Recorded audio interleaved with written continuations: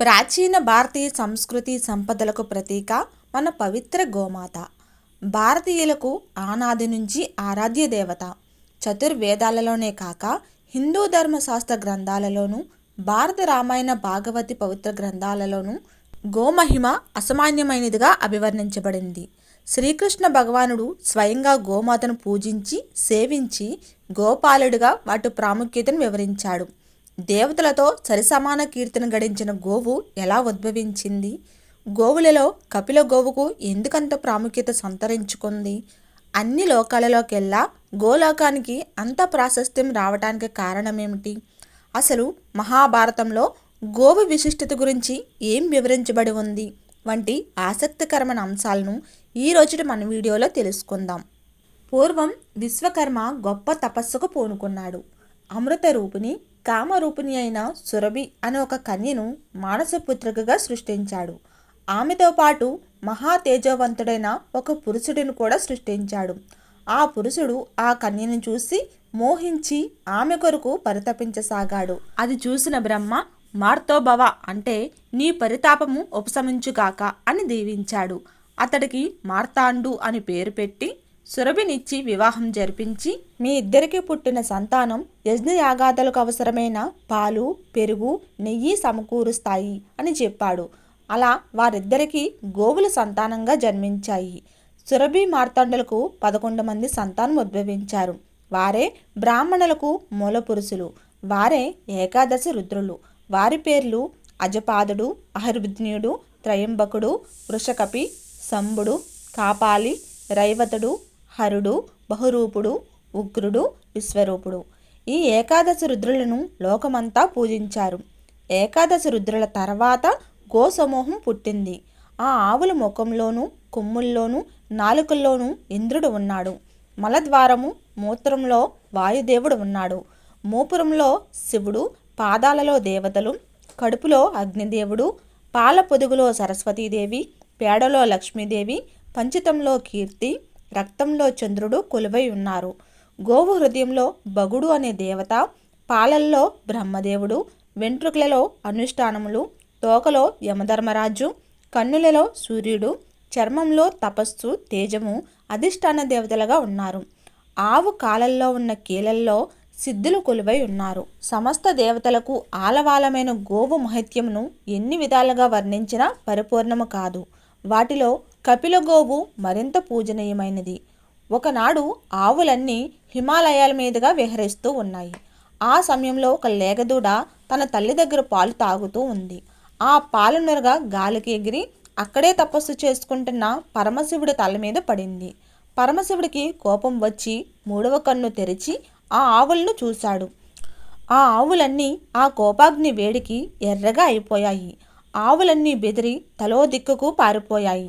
ఈ సంగతి తెలుసుకున్న బ్రహ్మదేవుడు పరమశివుని వద్దకు వచ్చి, మహేశ, నీ తల మీద ఉన్న చంద్రుడు నిరంతరం నీ మీద అమృతం కురిపిస్తూ ఉంటాడు కదా. లేగదూడల నోటి నుండి వచ్చే నురగ కూడా అమృత సమానమే కదా. అది ఎంగిలి ఎలా అవుతుంది? గోవు పాలు అమృతమైతే వాటి నురగ కూడా అమృతమే కదా. దీనికి ఆగ్రహిస్తే ఎలా? వాటిని కరుణించు అని వేడుకొని ఒక మంచి ఎద్దును శివుడికి కానుకగా ఇచ్చాడు. అప్పుడు పరమశివుడు శాంతించి ఆ ఎద్దును తన వాహనంగా చేసుకొని ఆవులను ఆ ప్రాంతంలో తిరగటానికి అనుమతి ఇచ్చాడు. వెంటనే బెదిరిపోయిన ఆవులన్నీ తిరిగి వచ్చాయి. అప్పుడు శివుడు, బ్రహ్మదేవ, ఈ గోవులన్నీ నా 3వ కంటి చూపుతో ఎర్రగా అయిపోయాయి. ఇప్పటి నుండి ఇవి అతి శ్రేష్టమైనగా భావించబడతాయి అని పరమేశ్వరుడు వరం ఇచ్చాడు.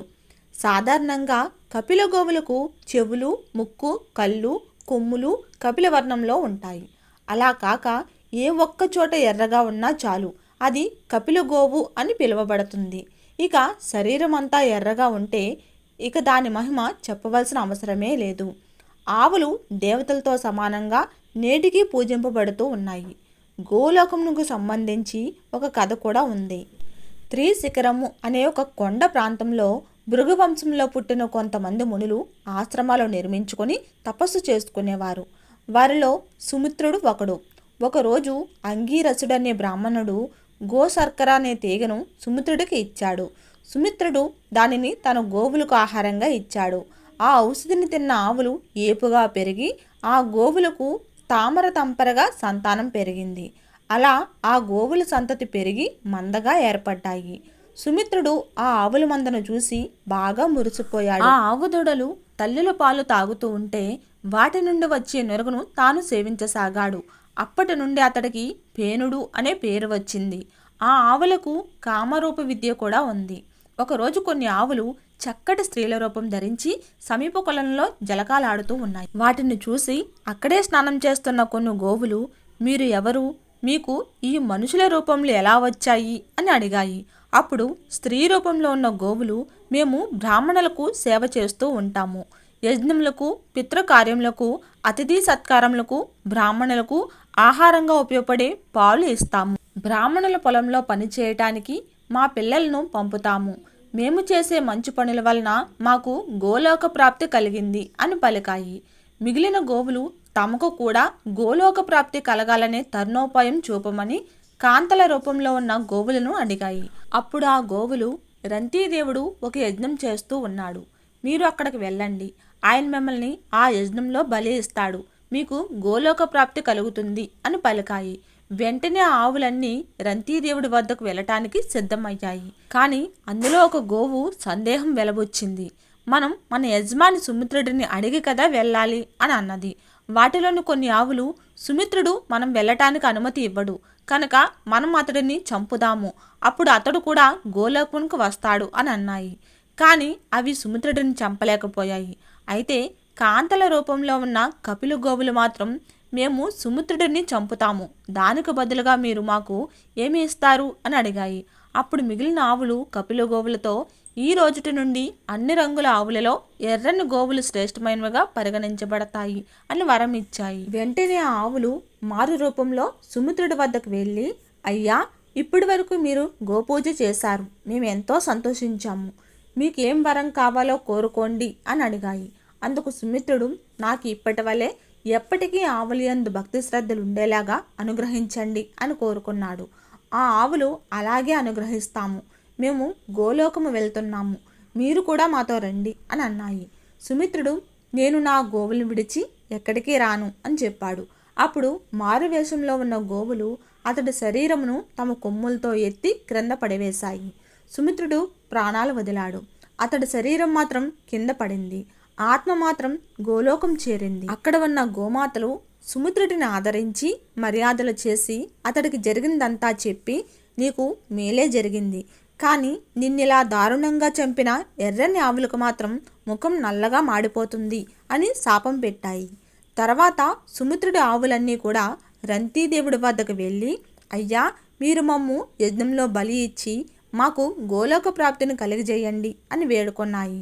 అప్పుడు రంతీదేవుడు, అది ఎలా చేయగలను, అది పాపం కదా, ఆ పని చేసి నేను ఎలా పాపం మూట కట్టుకుంటాను, నాకు ఉత్తమ గతులు ఎలా ప్రాప్తిస్తాయి అని అన్నాడు.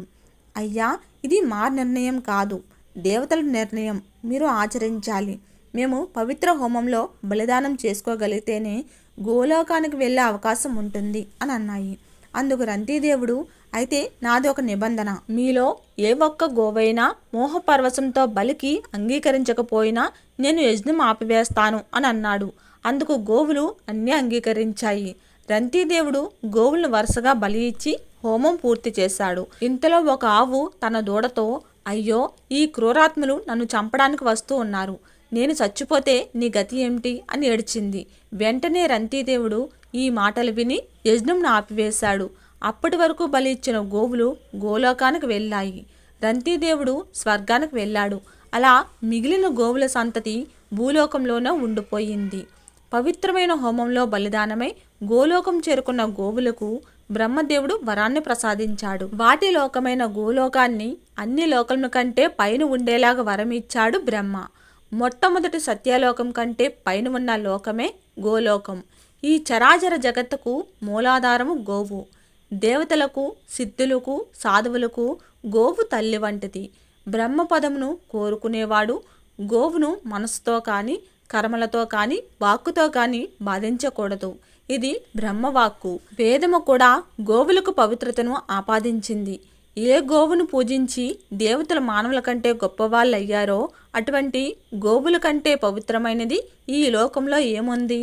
యజ్ఞయాగములలో గోవులకున్న పవిత్రత మరి వేటికీ లేదు. ఉపనిషత్తులన్నీ గోస్వరూపాలే అని బ్రహ్మదేవుడు స్వయంగా తెలియజేశాడు. గోపూజ పవిత్రమైన యజ్ఞం వంటిది. మానవులు ఎక్కువగా కపిల గోవులను పూజిస్తారు, వాటిని దానంగా ఇస్తారు. అలా చేయటం వలన వారి పాపాలన్నీ తొలగిపోతాయి. వీటి యొక్క విశిష్టత మహాభారతంలోని అనుశాసనిక పర్వంలో స్పష్టంగా వివరించాడు వ్యాస భగవానుడు. వందే గోమాతరం.